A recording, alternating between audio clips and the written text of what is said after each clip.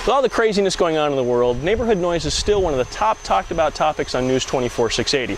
Now, we've done those stories in the past, and in particular, a story featuring some video of some of the new technology used in garden trimmers and blowers using lithium-ion technology. So we decided here at News 24/680 to test this technology out, and by way of just having some fun, getting J.D. O'Connor out from behind his editorial desk and, getting some yard work done.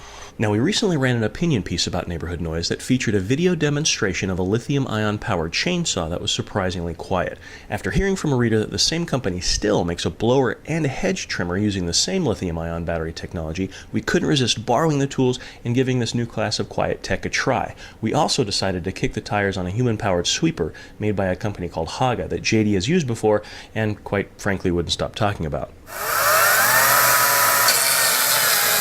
All of the tools performed well and were quieter than their gas-powered counterparts, and because they're cordless, they're certainly more convenient than plug-in versions. Now, the manufacturer's published battery life for the still is 20 minutes. We didn't test the total battery life because it was, pretty warm and I didn't want to kill JD, but we did run the batteries for about 20 minutes or so, and they were still going strong. The most topical tool for us here in the La Miranda area is, of course, the blower, what with all the ruckus about the ruckus made by these whiny wind machines.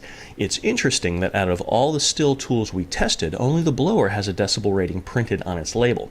It's also interesting that the other lithium-ion battery-powered blowers on the market, from the 18-volt Roby to the 36-volt Black & Decker, all have the same 65 decibel rating, even though their prices range from around $80 on the low end to a couple hundred on the high end.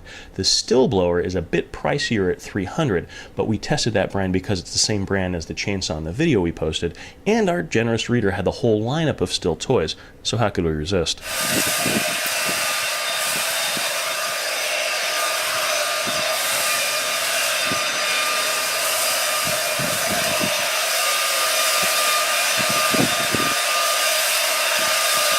After putting the tools and JD through their paces, it's clear that they are quieter and, depending on the brand, are fairly comparable in price, though some of the manufacturers do sell the batteries and chargers separately, which can run the price up a bit.